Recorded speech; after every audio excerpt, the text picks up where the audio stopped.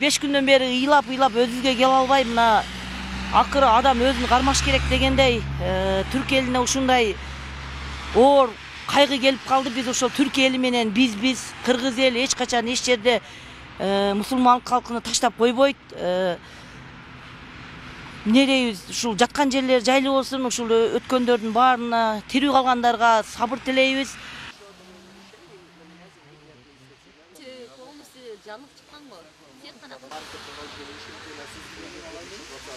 Жерде азырынча акчалай жардам, жанагы төшөктөр, постель, ошол сыяктуу жана дары-дармектер. Себеп деген тамак аштар ал жака жетпейт да, ачып калышы мүмкүн. Ошондуктан биз бир гана ушундай гана жардамдар кабыл алабыз.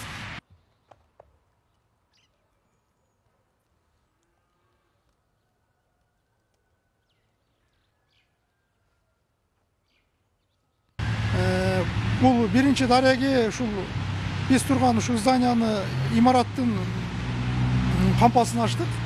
Бул Ош шаары, Масалиева 3 көчөсүндө жайгашкан.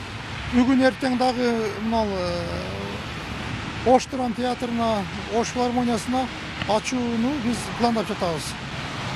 Биздин гуманитардык жардамдарды эгер каалоочулар болсо 24 саат бою кызматтабыз. Атайын телефон номерларыбыз иштеп атат. Биздин оперативдик нөмөттүк кызматыбыз бар. 0558 112 800 деген номерлуу.